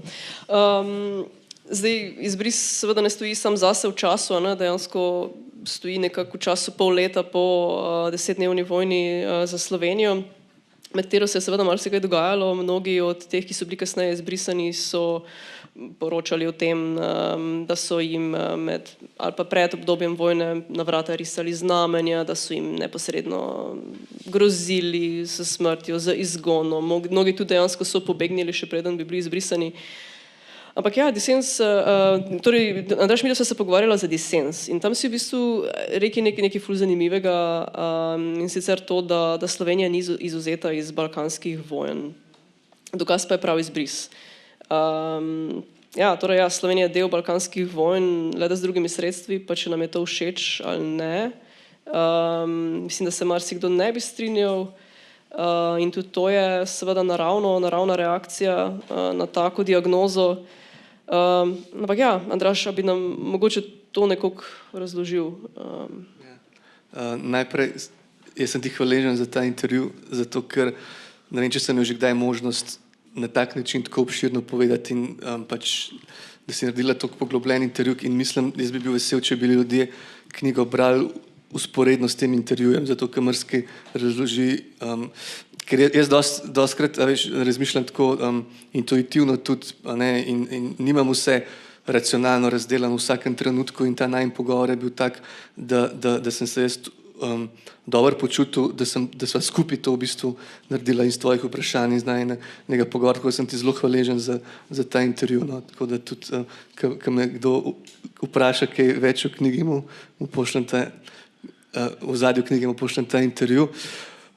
Glede tega, da je Slovenija tudi, ja, mislim, mogoče se bom ponovil, ampak ta struktura nacionalizma je vedno ista.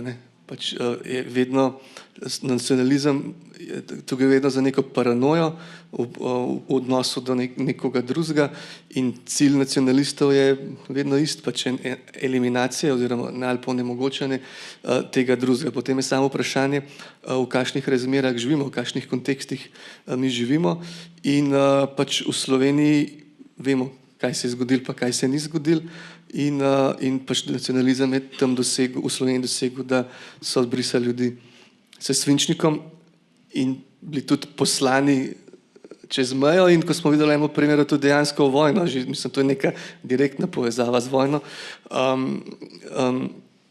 in lahko to primerjamo to strukturo ali pa ta vzorc z drugimi nacionalizmi v Jugoslaviji ali pa kjerkoli druge po svetu. Prav tako pa mislim, da se Slovenija ne more izvzeti iz celotne problematike. Zdaj, jaz nisem študiral jugoslovanskih vojn pa razpada Jugoslavije in tako naprej, ampak tako jaz mislim, da Slovenija se ne more kar izvzeti iz tega ven. Ker doskrat je pozicija Slovenije tako malo, kako preko, malo orientalistična, ne, pač mi smo tle gor, ne, vi ste zdaj taki, vse tudi v teh vmes te izmišljene zgodbe, ne, z perspektive prebivalcev Slovenije, torej ljudi, ki niso bili izbrisani, je vedno tako, ne, neka taka vzvišena pozicija, mi to so oni, ne, ta njihov nacionalizem je barbarski, ne, srbski, bosanski nacionalizem, ne, to je neki slab, naš nacionalizem je pa državotvoren, mi smo pa, je pa z naše ljubezni do naše države, to je nekaj dobrega, ne, tako da te stvari nekako preizprašujem, pa verjetno tudi malo provociram, ker mislim, da je treba iti malo provocirati, pa malo do roba iti, da bi ljudje razmišljali v teh stvarih. Ja, mislim, slovenski nacionalizem dejansko je zanimiv pojav, ne? Mislim, vse skozi se ga portretira kot skrajno benignega, benevolentnega, dobronamernega, tako, no, že skoraj tako simpatičnega, skrajno prijetnega, mislim, že skoraj folklorno naivnega, a ne resnega, ne? Pa me zanima, Irfan, kako pa ti gledaš na slovenski nacionalizem, ki si bil njegova neposredna žrtev? Na slovenski nacionalizem. Sem ga vajen. Sem 65 let v Sloveniji. Tako da sem vajen. Res, da od začetka ni bilo, sem bil še otrok, še ni bilo toliko nacionalizma, pa to ne, ampak to se je začelo tam po 80-ih, se je začel pa res orenk razvijati nacionalizem. Tako da jaz pravim, če ti lahko z mano sediš, pa se pogovarjaš, se z mano sedi, pa se pogovarji, če ne pa ti kje, jaz pa sem. Ne raba en druga sovražati, pa vem, ampak nacizem ne samo pri nas, po celem svetu se razvija. In bojim se, kaj bomo pustili naši mladini, če bomo tako nadaljevali, dovolili, da se nacizem toliko razvija. Tako da vprašanje, kaj bo s to našo mladino pola. Prej smo se pogovarjali o tem, da je slovenska država nekako vsaj deloma za silo popravila nekatere krivice v zvezi z izbrisom, da smo mogoče celo naredili nekaj malega napredka kot družba, torej kot nek kolektiv, ki to razume kot del svoje identitete. Če sem skrajno optimistična, ampak resnica pa je, da dejansko krivi, torej objektivno odgovorni za izbris, pa zanj nikoli niso odgovarjali, torej primarno minister za notranje zadeve v tistem času, Igor Bavčar, pa državni sekretar, torej Slavko Debelak. Kako gledate na to? Ja, zdaj tako ne, mi smo bili za to, da bi šli v tožbo, ne. Da pač odgovorni za izbris odgovarjajo, ne, da pridemo takrat in če bi nam uspeli takrat, da jih tožimo, ne, bi bil izbris razjasnjen in kdo je kriv, ne, ker bi bilo to seveda notranji minister bi bil na sodišču, ne, ampak res, da je že 10 let minilo od izbrisa, ne, so nam svetovali, da ne, da je to že zastaralo. In zdaj mi takrat še nismo imeli tako pravnih oseb, ne, razen ene, ker mislim, da nas je zavajala, ne. Kot da je delala z nami, ker recimo, samo en primer bom povedal, ko smo šli v Bruselj, v Evropski parlament govoriti, smo prišli kje, je v Evropski parlament iz Ljubljane prišla depeša. To niso izbrisani, to je samo ena skupina, ne jih sprejeti. A mi pa organizirali karavano izbrisane v Bruselj, ne. In na take načine, ne. In ker se krijejo, ker vejo, ne, ker če bi takrat lahko padla tožba, pa da bi tožili, bi to veliko prej se rešili, pa točno vedel, zakaj so to naredili in kako so to naredili.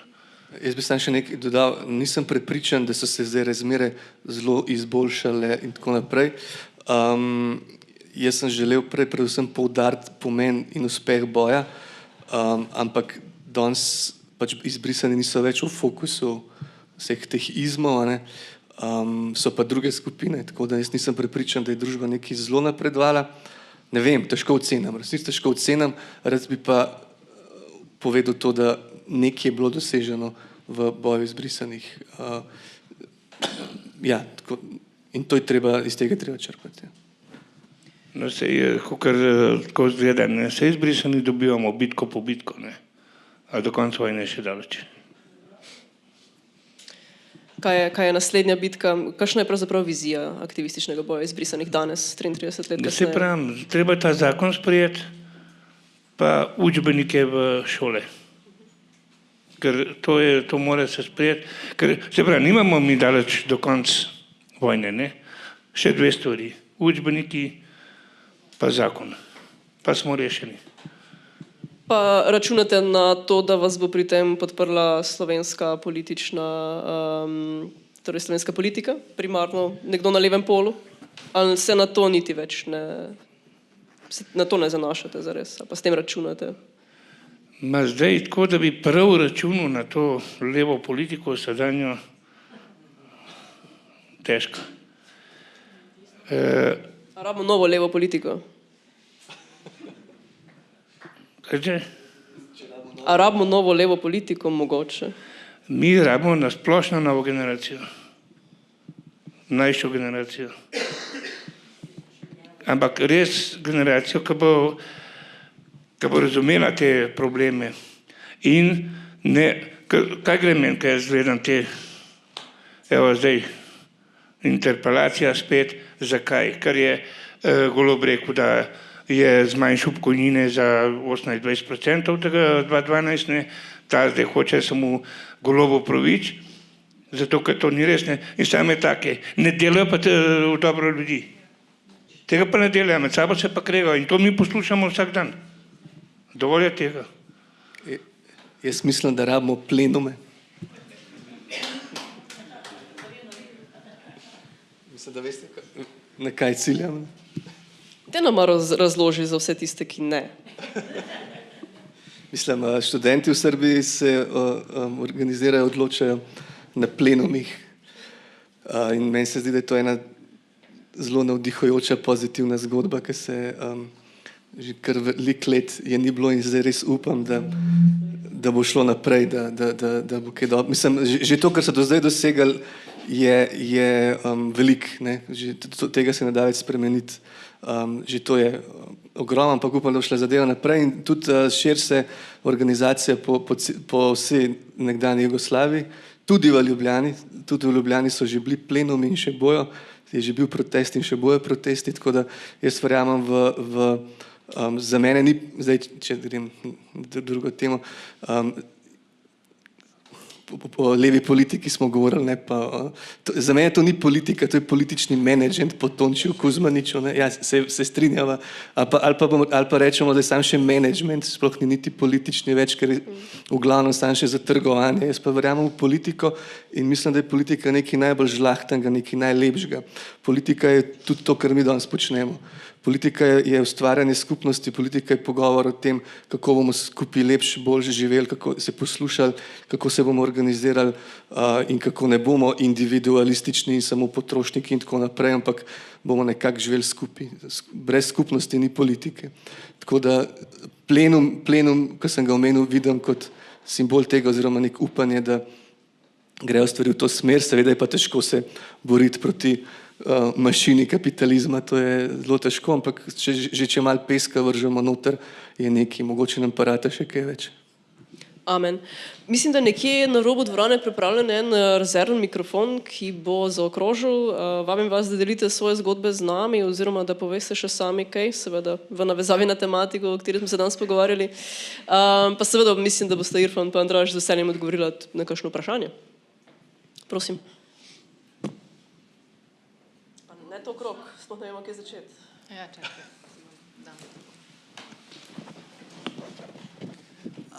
Vedno, ko govorimo o izbrisu, nikoli ne omenimo imen tistih pravih, ki so bili odgovorni za to.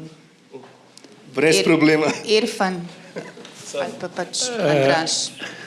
Kdo je bil najbolj odgovoren za izbris? Najbolj odgovoren se ve, katera vlada je bila takrat. To so bili Bavčar, Debelak. Mislim, Bavčar je bil minister za notranje zadeve, ne. Pol je bil, Debelak je bil na javni upravi, ne. Na MNZ-ju. Na MNZ-ju, no pa ta je bila ženska.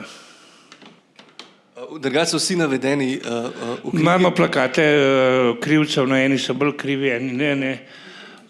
Krivi so vsi, tudi te zdaj, ker ne popravijo, se pravi, so tudi krivi. Ampak najbolj krivi so je pa takratna vlada, takratna oblast, ne.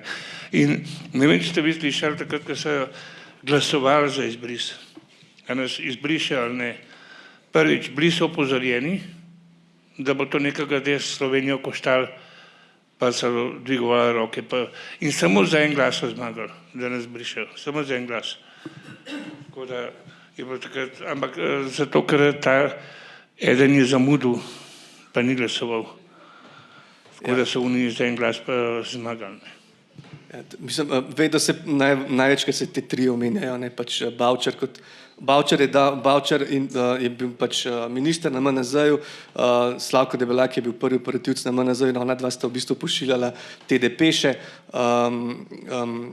mislim, da je bil podpisan Debelak, ampak pač to je šlo od tam, depeše birokraciji, torej upravnim enotam, pač, da je treba narediti izbris v tem njihovem birokratskem jeziku. Predsednik vlade je bil takrat Lojze Peterle, ampak že par mesecev potem se je vlada zamenjala, je bil predsednik vlade Janez Drnovšek, še vedno pa je bil minister za notranje zadeve Bavčar in so se zadeve nadaljevale tudi v naslednjih vladah, tako da tle ne gre za to, da so krivi sam desni, krivi so vsi, mislim, ja, so krivi ali pa so odgovorni, so krivi so vsi, seveda ni isto dejanje od Bavčara kot, ne vem, od ministrov naslednjih vlad, ampak vsi imajo svoj del krivde, no, tako da nekako, jaz sem pa navedel v knjigi, ker zdaj jaz težko, prav sem jaz sodnik, ne, zdaj kdo je pa največ kriv, jaz sem navedel to, ker je ta skupina izbrisanih aktivistov pred leti imela plakat, na katerem so bili navedeni krivci.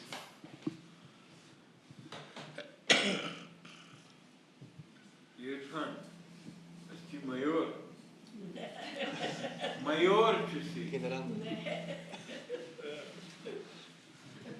Pa on zraven.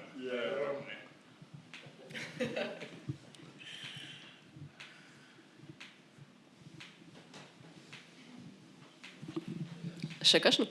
Gospod? Se bo prišel mikrofon do vas potem. Še tukaj spredaj imamo eno vprašanje. Hvala lepa, Darja Zaviršek, hvala obema, Andražu in gospodu Irfanu in sploh za ta večer.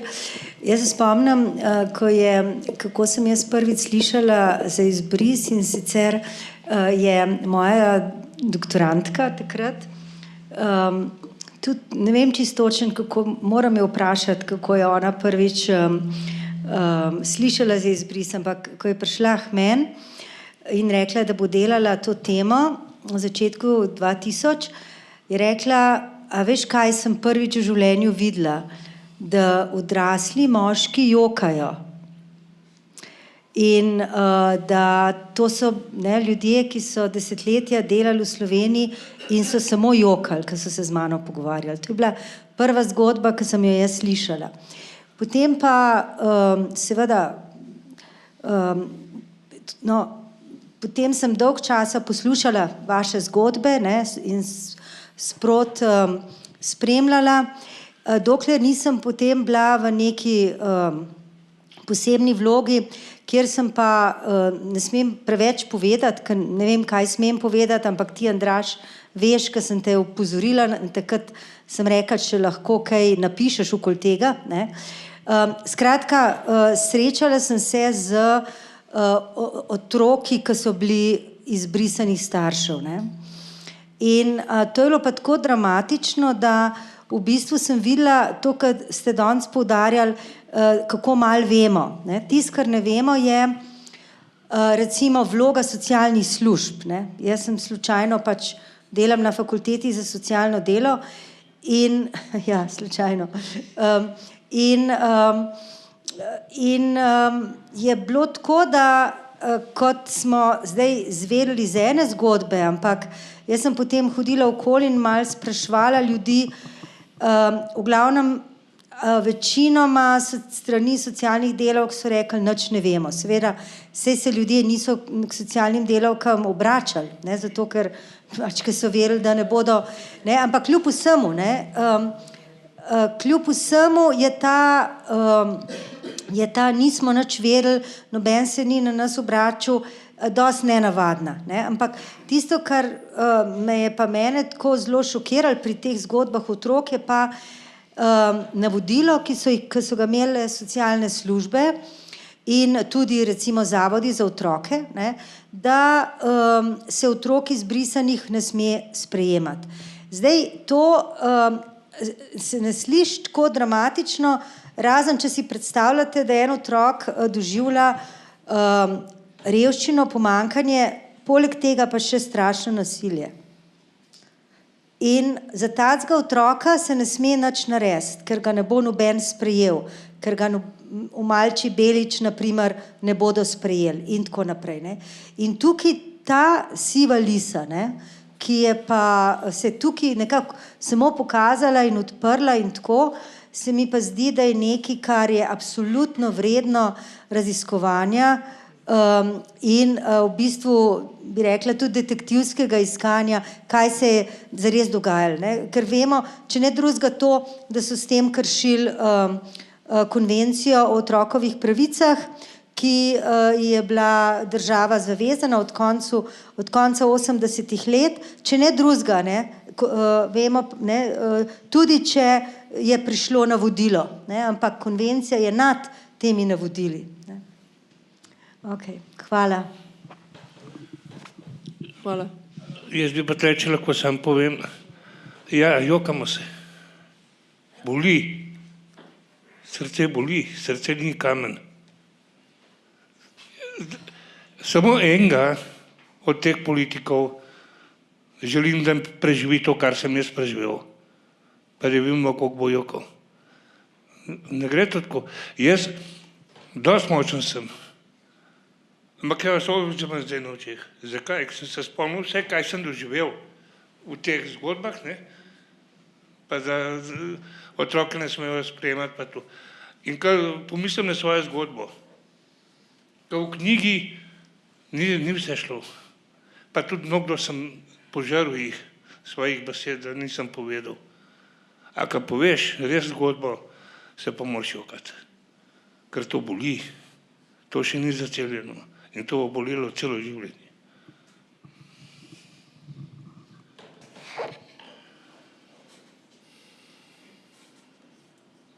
Če smem, Herma Berčič za mikrofonom. Čestitke znova za izjemno predstavitev, ki smo bili danes priča. Njega dni na eni od prvih predstavitev sem povedal to, kar sem danes slišal potrditev, kam merim. Andraž se je izkazal kot pisatelj, ki je v dramaturškem loku to zgodbo opisal. Slišali smo, voditeljica, da je to knjiga desetletja ali morda še več. Če je temu tako in je Irfan s svojimi zgodbami to potrjuje, potem smo blizu resnice, ali pa je saj to približek resnici. Posebej zanimive so zgodbe, kdor je knjigo prebral in je šel skozi od vseh teh 40 zgodb, ne, kot recimo enega svobodomiselnega, malo razglednega človeka, grabi sveta jeza, da se je to zgodilo na slovenskih tleh. In to je bistvo. Mene buri, ker sem se pač ukvarjal vrsto let s študenti na eni od fakultet, kaj in kako bo to seglo v mlade generacije. Večkrat je bilo danes izpostavljeno, kako bo mlada generacija to podoživljala, sprejela in v učbenikih, če se bo to kdaj zgodilo, ne, tudi prebrala. Zakon upam, da se bo sprejel. Če seveda bodo parlamentarci naši in vemo politični poli, tako ali drugače se temu priklonili. Andražu, kljub temu, da nima rad pohval, kot vem, je vendarle to dokaz, da je po njegovem na pravi poti. Pred njim je marsikaj še in knjige, ki se bodo še pisale, naj bodo vsaj tako sprejete, kot je ta današnja. Čestitke. Hvala lepa. Hvala. Hvala vam. Imam tudi včasih rad pohvale, sam odvisen od konteksta, ampak moram poudariti, da vedno znova poudarjam, da ne to skupno in tako naprej. Ja, sem jaz to napisal, ampak rad bi, da je čim bolj vključujoče za vse, ki sodelujejo, no, tako da sam jaz ne bi mogel napisati tega in tudi včasih rečem tako mogoče malo se poetično sliši, da avtor še noben avtor ni knjige napisal sam, zato ker vsi živimo v nekih okoljih in kdor misli, da živi kjer pisatelj misli, da je na piedestalu in gleda dol in da je vse v njegovi glavi in tako naprej, s tem to ni moj pogled. Mogoče še, ker sem dobil asociacijo, ker ste omenili resnico. Resnica, jaz mislim, da resnica v tej knjigi je, zato ker mene zanima tukaj sama ena resnica, to je notranja resnica ljudi, torej trenutek pripovedovanja je zame resnica, zavedam se, da bi bil trenutek prej ali pa trenutek kasneje drugačen, ampak mene je pomemben samo to, kar je v tistem trenutku v človeku, medtem ko mi ni pomemben, ali to v objektivnem smislu drži ali ne. Tudi če bi šlo za neke neresnične fakte, meni to ni važno. Važno mi je, da to lahko pride ven in to, ja, to je spet nekaj, kar sem vzel iz Aleksijevič. Halo, zdravo. Jaz sem en od otrok izbrisanih v knjigi. Mislim, da bom z največje jeze, tako da bi prvo izkoristil priliko še enkrat, Andraž, da ti se zahvalim za to knjigo. Ful ene zgodovine imamo za sabo, rad te imam, tebe tudi matori. Pa ful bi se rad zahvalil tele gospe od zadaj, ker v bistvu 45 let čakam na odgovor, da otroci izbrisanih nismo imeli nobenih socialnih pravic. Medtem, ko se v javnosti ful govori, da smo mi čefuri edini, ki pobiramo te socialne pravice. Pa prvič v življenju sem doživel leta 2015, da mi je po smrti, po kapi našega poveljnika civilne zaščite v begunskem taborišču v Vrhanki, ko smo tega gospoda oživljali in je kasneje na poti do bolnišnice umrl in se je policijska patrulja vrnila do mene in mi je to sporočila. Takrat so me prvič v življenju vprašali, če potrebujem psihološko pomoč, kar je bilo tako meni zelo tuje, ker to v lifeu nisem sploh vedel, da nekaj takega obstaja. Tako da še enkrat ful vam hvala za vse. Nekaj stvari sem hotel povedati, pa mi je zdaj ušlo iz glave.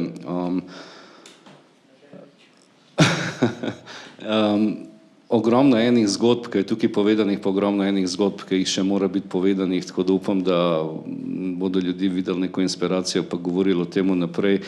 Tisto, kar se meni zdi v bistvu pomembno tukaj poudariti, je, da je občutek nedelovanja evropskih sodišč, ki se mogoče danes kaže v temu, da nekateri ne želijo aretirati in izročiti nekega Netanjahuja, ki je obtožen vojnih zločinov, smo mi izbrisani to občutili že 20 let nazaj, da pač neke sodbe ne obstajajo, da so odškodnine smešno majhne, da današnja sodišča ne delujejo, da v bistvu živimo v izbrisani državi, da nimamo pravne države, da nimamo pravnega reda, da se to vrstne stvari še zmeraj dogajajo.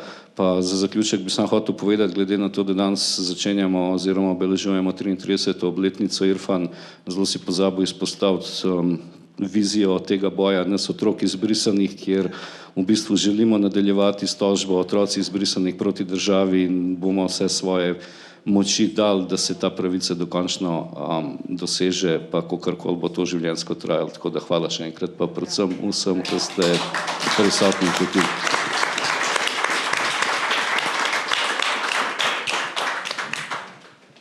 No, pa še še ena vesela novica. Andraž, hvala lepa. Irfan, tebi tudi sestavni del mozaika si. V petek dobim ključe stanovanja, na katerega sem čakal 30 let.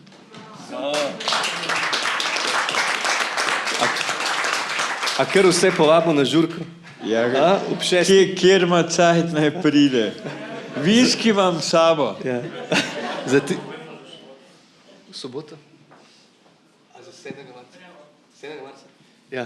Ne, kdor ne pozna Joca, ne vem, po mojem ga poznate, večino ga poznate. Joc je junak, oziroma po njegovi zgodbi sem napisal svojo drugo knjigo Titov sin in zelo dolg časa je trajal, par let, boj za to, da ga ne bi vrgali iz Fuglovža, tam, kjer si zdaj, ne. Tako se je vzanč izrazil v Kino Šiška pred Luko Mescem in ga potem povabil na sestank. In potem je iz tega neka akcija aktivistična stekla in je trajala zdaj, ne vem, 2 ali 3 leta in zdaj končen rezultat to, da boš res končno dobil to stanovanje, tako da bomo proslavili to. Hvala ti, Joc. Spet v polju. Ne, se ne. Ja, no, boš imel 5 zvezdi zdaj, ne, boš imel 3. Še to, Irfan me je opozoril, da naj še povabim. 7. marca zvečer ob 7. bomo v placu participativne ljubljanske avtonomne cone na Linhartova 43 v Savskem naselju bomo imeli kot neko druženje ob obletnici izbrisa, sicer za eno tedensko zamudo, kaj bomo prebrali, kaj bomo mogoče tudi zaigrali, zapeli, pojedli, spili, tako da mislim, vsi ste dobrodošli. To ne.